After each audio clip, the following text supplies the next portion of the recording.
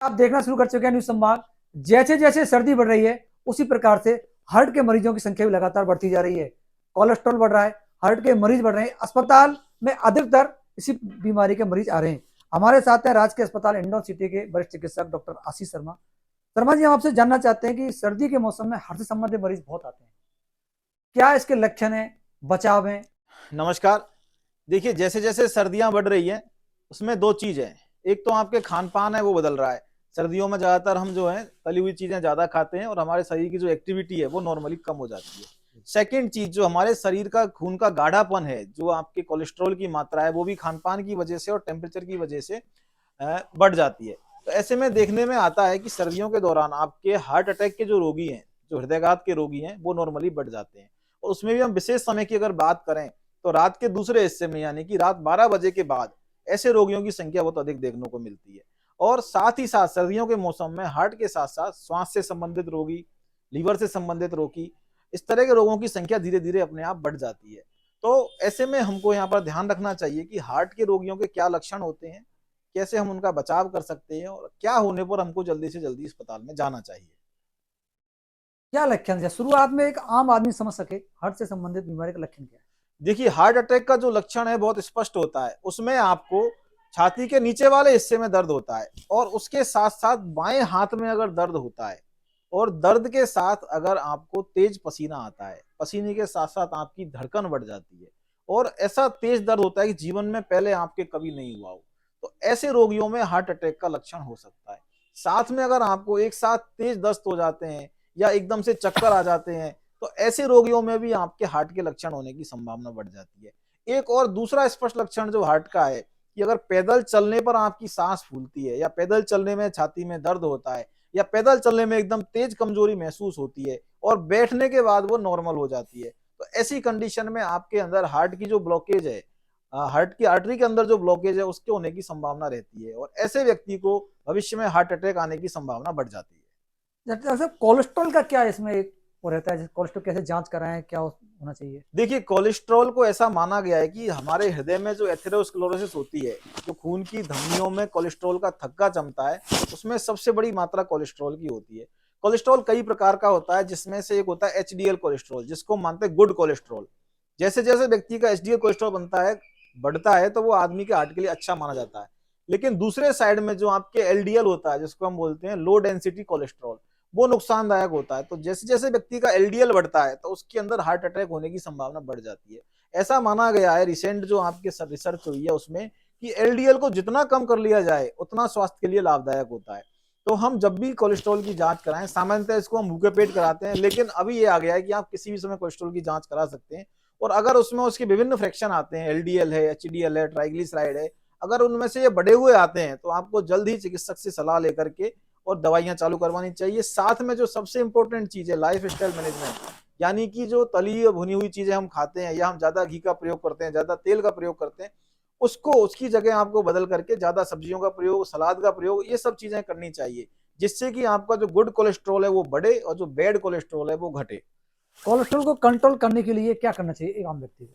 देखिए, आम व्यक्ति के लिए अगर मैं आपको सीधी भाषा में बताऊं तो सबसे पहली चीज आती है डाइट। यानी कि डाइट जो कि फ्रूट्स और वेजिटेबल्स में रिच हो, जो कि हाई फाइबर आपके फ्रूट्स हैं या वेजिटेबल्स है, जैसे कि गाजर है, मूली है, सलाद है, इस तरह की चीज आपको ज्यादा लेनी चाहिए। नंबर दो, जो आपके रिफाइंड फूड है, जैसे कि कोल्ड ड्रिंक है, पिज्जा है, बर्गर है, समोसा है, कचौरी है, ये बिल्कुल अवॉइड करने चाहिए। नंबर तीन, फिजिकल एक्टिविटी। ऐसा माना गया है कि आपको कम से कम 7 दिन में 150 मिनट की फिजिकल एक्टिविटी करनी चाहिए, यानी कि आधा घंटे रोज आपको कम से कम तेज पैदल चलना चाहिए, जॉगिंग करनी चाहिए, साइकिलिंग करनी चाहिए, स्विमिंग करनी चाहिए या कोई भी एरोबिक एक्टिविटी करनी चाहिए। इन तीनों चीजों के माध्यम से, यानी कि अच्छी डाइट, जो खराब चीजें उनको ना खाने से, और तीसरी इंपॉर्टेंट चीज रेगुलर फिजिकल एक्टिविटी से आप अपने कोलेस्ट्रॉल के लेवल को डाउन ला सकते हैं। यहाँ पर एक और चीज मैं आपको स्ट्रेस आउट करना चाहूंगा कि बहुत से लोगों में हेरिडिटी के तौर पर, फैमिलियल तौर पर कोलेस्ट्रॉल बढ़ा हुआ मिलता है। तो ऐसे में अगर आपके परिवार में किसी व्यक्ति को सडन कार्डियक डेथ की स्थिति है, अगर आपके पिताजी को, माताजी को, भाई को या बहन को कभी भी हार्ट अटैक आ गया है कम उम्र में या ज्यादा उम्र में भी, तो आपको जरूर से जरूर 40 वर्ष के आसपास की उम्र में एक बार कोलेस्ट्रॉल की जांच करा लेनी चाहिए, ताकि अगर आपका कोलेस्ट्रॉल बहुत ज्यादा बढ़ा हुआ हो तो उसको दवाई के माध्यम से कंट्रोल किया जा सके। क्या कोलेस्ट्रॉल से ये संकेत लगा सकते हैं कि अपन को उसको हार्ट की बीमारी हो सकती है या नहीं? बिल्कुल बिल्कुल, देखो कोलेस्ट्रॉल क्या है? कोलेस्ट्रॉल आपके शरीर में बसा है, और बसा की वजह से आपके शरीर के अंदर जो धमनियां हैं उनमें थक्का जमता है, उनके अंदर आपका प्लग जमता है। तो ना केवल हार्ट की बीमारी बल्कि स्ट्रोक की, यानी कि आपके ब्रेन की जो नस है उनके ब्लॉक होने की संभावना, आपके हाथ पैरों की नस ब्लॉक होने की संभावना, आपके हार्ट के नस ब्लॉक होने की संभावना, आपकी किडनी की जो छोटी छोटी नाड़ियां उनके ब्लॉक होने की संभावना, यानी कि शरीर के जितने भी मोटे मोटे अंग हैं उनमें आपकी ब्लॉक होने की संभावना को आपका बढ़ा हुआ कोलेस्ट्रॉल दर्शाता है। अगर आपका कोलेस्ट्रॉल नॉर्मल से अधिक है तो आपको निश्चित रूप से डॉक्टरी सलाह लेनी चाहिए, और डॉक्टर के बताए अनुसार अपनी जीवनचर्या को चेंज करके और दवाइयों के माध्यम से उसको नॉर्मल लेवल में लाने का प्रयास करना चाहिए। अच्छा, एक आम व्यक्ति की ये भ्रांति रहती है, इससे कोलेस्ट्रॉल चेक नहीं कराता है, लेकिन किसी का बीपी बढ़ जाता है और वो सोचता है कि मुझे अटैक आएगा नहीं आएगा, ये थोड़ा देखिए, क्लियर कट रिस्क फैक्टर है हार्ट डिजीज के, उसमें आपके बिल्कुल हाइपरटेंशन है, अगर बीपी बढ़ा हुआ तो नॉर्मल आदमी से आपका रिस्क ज्यादा है हार्ट अटैक होने का। अगर आपको डायबिटीज है तो आपके रिस्क फैक्टर ज्यादा है। अगर आपका कोलेस्ट्रॉल बढ़ा हुआ है तो आपको रिस्क फैक्टर ज्यादा है। अगर आपको मोटापा है, अगर आपका बीएमआई 30 से ज्यादा है तो आपको बिल्कुल हार्ट अटैक की संभावना है। अगर आप स्मोकिंग करते हैं, स्मोकिंग बिल्कुल प्रूव्ड रिस्क फैक्टर है, तो आपको हार्ट अटैक की संभावना ज्यादा है। अगर आप अल्कोहल का प्रयोग करते हैं तो आपको हार्ट अटैक की संभावना ज्यादा है। अगर आपकी फैमिली में किसी को हार्ट अटैक आया है तो आपको हार्ट अटैक की संभावना ज्यादा है। तो ये जो 5-6 चीजें मैंने आपको बताई, 5-7 चीजें, इनको हम ग्रेड 1 रिस्क फैक्टर कहते हैं, यानी कि ये बिल्कुल स्टेब्लिश्ड हैं। ये बिल्कुल पूरी लंबी लंबी जो स्टडी हुई है उनमें इनको प्रूव किया जा चुका है कि इनके द्वारा ये सब चीजें होती है, इनके द्वारा आपके हार्ट अटैक होने की संभावना बढ़ जाती है। ऐसा किसी को जैसे बीपी नहीं है, कुछ भी बीपी बिल्कुल नॉर्मल है, फिर भी क्या उसकी संभावना रहती है कि इसको अटैक आ सकता है? देखिए, जैसा मैंने आपको बताया कि बीपी एक कारण है, बीपी जो मैंने 7 कारण आपको भी बताए उनमें से कोई भी एक कारण है तो वो आपके रिस्क को बढ़ा देगा। 2 कारण है तो आपके रिस्क को वो डबल कर देंगे, और 3 कारण तो आपके रिस्क को और 3 गुने तक बढ़ा देंगे। और एक चीज और देखी गई है कि एक व्यक्ति में बीपी है, उसी व्यक्ति में शुगर है, अगर वो दोनों अलग अलग व्यक्ति को, तो उसकी वजह एक में अगर है तो उनका रिस्क और भी ज्यादा होगा। इसको हम बोलते हैं एडिटिव इफेक्ट, यानी कि यहाँ पर एक और एक 3 हो रहे हैं। आप बात समझ रहे हैं? यानी कि अगर आपको बीपी भी है और शुगर भी है और आप स्मोकिंग भी करते हो तो आपका जो रिस्क है वो आपका 35 से 40% हो जाता है आने वाले 10 साल के लिए। आपने कहा था कि रात को 12 बजे से बाद कुछ संभावना ज्यादा बढ़ती है, जी, ऐसा माना गया है कि जो एंजाइम होता है ना, जो आपके एंटीप्लेटलेट हम ड्रग भी देते हैं, तो वो एंजाइम की एक्टिविटी जो होती है, जो रात को क्लॉट बनाता है, उसकी जो एक्टिविटी सबसे ज्यादा नाइट को मिड टाइम को देखी गई है, रात्रि के समय उसकी देखी गई है। उसकी वजह से कुछ टेम्परेचर कम होने की वजह से, कुछ रात का समय आदमी इनएक्टिव होता है, ज्यादातर आदमी सोते हुए रहते हैं, तो फिजिकल इनएक्टिविटी की वजह से ये 3-4 फैक्टर ऐसे हैं कि रात के समय उसको फ्रेश अटैक आने की संभावना, या चेस्ट पेन होने की संभावना, या एमआई होने की संभावना नॉर्मल की तुलना में थोड़ी ज्यादा होती है। चेस्ट पेन जैसे किसी को हुआ तो उसको कैसे एहसास होगा चेस्ट पेन हुआ है? आपके छाती के हिस्से में दर्द होगा, तेज पसीने आएंगे, घबराहट होगी बहुत तेज, साथ में बाएं हाथ में दर्द होगा, चक्कर आएंगे, या फिर एकदम से बहुत ही अनईजी, ऐसा अनईजी लगा कि पहले उसको कभी लगाई दी, जी, बहुत तेज घबराहट होगी। तो ये सब लक्षण ऐसे हैं जो आपके चेस्ट पेन के हार्ट से संबंधित होने को दर्शाते हैं। आपको घर पे है तो तत्काल क्या करना चाहिए लक्षण मिलने पर? तत्काल अगर आप घर पे हैं ऐसे लक्षण होने पर, तो सबसे पहले तो आपको हड़बड़ाना नहीं है, लंबी गहरी सांस लेनी है। ऐसा देखा गया है कि अगर आप उस टाइम ज्यादा भागदौड़ करें या तेज आप एकदम चलें तो ऐसे में आपका जो छोटा हार्ट अटैक है वो बड़े हार्ट अटैक में परिवर्तित हो सकता है। नंबर 2 चीज, अगर आपके आसपास एस्पिरिन की गोली उपलब्ध है, एस्पिरिन की गोली आपके घर में कोई ले रहा है, आपके बड़े बुजुर्ग, या आसपास कहीं मेडिकल पे उपलब्ध हो जाती है, तो आप डिस्प्रिन की जो गोली आती है 325 मिलीग्राम की, उसको चबा लें। तीसरी चीज, जो गोली एक आइसोट्रिल की आती है, घर में किसी के चल रही है तो उसको जीभ के नीचे रख लें। ये 3 काम है जो आप उस समय कर सकते हैं। जल्दी से जल्दी जो आपका नजदीकी अस्पताल है, स्वास्थ्य केंद्र है, वहां जाकर अपनी ईसीजी करवाएं, जिससे कि कंफर्म हो सके कि ये कार्डियक हार्ट अटैक या एमआरआई तो नहीं है, एमआई तो नहीं है।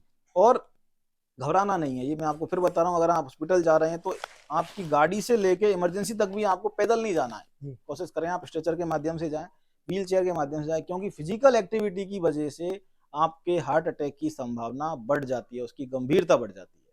फिजिकल वजह से उसको व्हील चेयर पे लेके जाएं, व्हील चेयर पर लेके जाएं, हड़बड़ाएं नहीं बिल्कुल भी, उसको पैदल चलने के नहीं कहें। कई बार हमने देखा है कि इमरजेंसीज में अब आपके 15-15 मीटर चलने पर भी एमआई प्रेसिपिटेट हो जाता है। ऐसी कंडीशन में अगर ऐसे रोगी आपको लगता है कि हार्ट से संबंधित उसको रोग है, तो उसको प्रॉपर रेस्ट देते हुए आप इमरजेंसी में दिखाने के लिए ले जाएं। एक सुबह के टाइम सर्दी बहुत बढ़ रही है, लोग घूमने जाएं नहीं जाएं, क्या करना चाहिए? घूमने आप जाएं, लेकिन एक तो हवा से इतना ज्यादा इस समय कई डिजीज वायरल वगैरह हो जाती है, तो आप प्रॉपर तरीके से अपने गर्म कपड़े पहन करके घूमने करने जाएं। और एकदम से ऐसा नहीं करें कि पूरे साल तो कभी घूमे नहीं और अभी एकदम से आपने रोज 5-6 किलोमीटर देखना घूमना चालू कर दिया। धीरे धीरे ग्रेजुअली आप उसको बढ़ाएं, धीरे धीरे करके आपकी जो एक्टिविटी का लेवल है उसको बढ़ाएं, एकदम ना करें। एकदम है करें। और धूप खुलने के बाद जाएं या पहले ही घूम सकते हैं या कभी घूम सकते नहीं, हैं? कभी भी घूम सकते हैं। देखिए ये हमारे एक तरह का मिथ है कि सुबह का घूमना ही लाभदायक है, जी हाँ। शाम का घूमना भी उतना ही लाभदायक है। आप जी। कभी भी चलते हैं आपकी बराबर कैलोरी बर्न होंगी। आप सुबह चल रहे हो, दोपहर चल रहे हो, शाम को चल रहे हो, कभी भी चलें आपकी कैलोरी उतनी ही बर्न होंगी। बस एक कोशिश करें कैसे ना कैसे करके आपके डेली आधा घंटे आप फिजिकल एक्टिविटी निकाल लें। मतलब एक सामान्य प्रश्न, ईसीजी बहुत से लोग कराते हैं, ईसीजी कई बार नॉर्मल आती है, हाँ, लेकिन कभी अपन जब जयपुर जाते हैं, बड़े सेंटर जाते हैं, तो लगता है कि अटैक है। देखिए इसमें क्या होता है कि ईसीजी जो होता है ना, कोई भी टेस्ट होता है मेडिकल साइंस में, उसकी सेंसिटिविटी 100% नहीं हो सकती। यानी कि कोई भी टेस्ट 100 के 100 मरीजों को नहीं पकड़ सकता।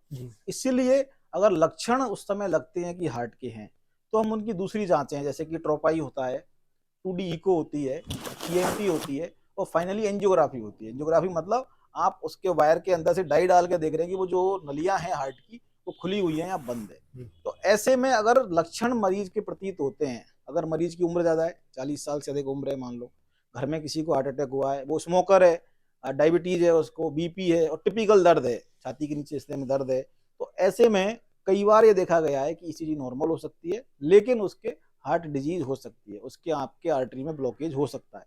तो ऐसे में अगर लक्षण हैं तो ये फिर आपको डॉक्टर इस चीज की सलाह दे देते हैं। कई बार जैसे पेशेंट हमारे पास आता है और हमको लगता है कि यार इसको हार्ट की डिजीज हो सकती है, लेकिन ईसीजी में नहीं आ रही, तो भी हम उसको उसकी कंडीशन देखते हुए ये सलाह देते हैं कि आप एक बार आगे जाके टीएमटी करा लें, इको करा लें और एंजियोग्राफी करवा लें, जिससे कि अगर जरूरत हो तो आपके स्टेंट डाला जा सके, दवाइयां आपको दी जा सके, और भविष्य में आने वाला जो हार्ट डिजीज है उसके खतरे को कम किया जा सके। आपने कहा था जो यहाँ दर्द बताया आपने छाती में, कई बार एक भ्रांति ये भी रहती है कि लोग गैस का दर्द भी समझ लेते हैं। हाँ, ये बहुत बड़ी चीज है। देखिए गैस का दर्द और हार्ट का दर्द कई बार बहुत ही एक तरह से प्रेजेंट करता है, लेकिन इसमें मैं आपको बता दूं खास करके महिलाओं में खास करके हार्ट डिजीज का एटिपिकल प्रेजेंटेशन देखने को मिलता है। मतलब जो लक्षण मैंने आपको बताए कि लेफ्ट हैंड में रेडिएट करना चाहिए, लेफ्ट हैंड में, कई बार ये देखा गया है कि राइट हैंड के दर्द के साथ भी आपके चेस्ट का पेन देखने को मिल सकता है। लेकिन आपके जो और लक्षण हैं, जैसे कि पसीने का आना है, तेज घबराहट का होना है, या फिर जो सारे रिस्क फैक्टर बताए वो है, अगर ये कोई आपके साथ है और ऐसे लक्षण आपको आ रहे हैं, थोड़ा सा भी मन में डाउट है, या ऐसा कोई लक्षण है जो आपने पहले कभी महसूस नहीं किया हुआ, अगर ऐसा लक्षण आता है तो आपको रिस्क नहीं लेना चाहिए और डॉक्टर की सलाह लेनी चाहिए, क्योंकि डॉक्टर उसको प्रॉपर तरीके से इवेल्युएट करके बता सकते हैं कि कार्डियक हो सकता है या नहीं हो सकता। और गैस के दर्द को भी हल्के में कभी ना ले, खास करके अगर गैस का दर्द आपका गैस की गोली लेने के बाद भी नहीं मिट रहा है, इंजेक्शन लगवाने के बाद भी नहीं मिट रहा है, और जो सारे रिस्पेक्टर बताए वो आपके फिट बैठ रहे हैं, ऐसी कंडीशन है, तो कई बार हमने देखा है कई पेशेंट जो पेट दर्द के लिए कई जगह से इलाज ले चुके होते हैं, 2-3 घंटे बाद, 4 घंटे बाद, 6 घंटे बाद जब आते हैं तब उनकी ईसीजी हम कराते हैं, तो उनमें कई बार हमको हार्ट अटैक का पूरा लक्षण देखने को मिलता है, पूरे के पूरे जो लक्षण हमारे ईसीजी में आते हैं वो देखने को मिलते हैं। आपके लिए बहुत बहुत धन्यवाद। Thank you.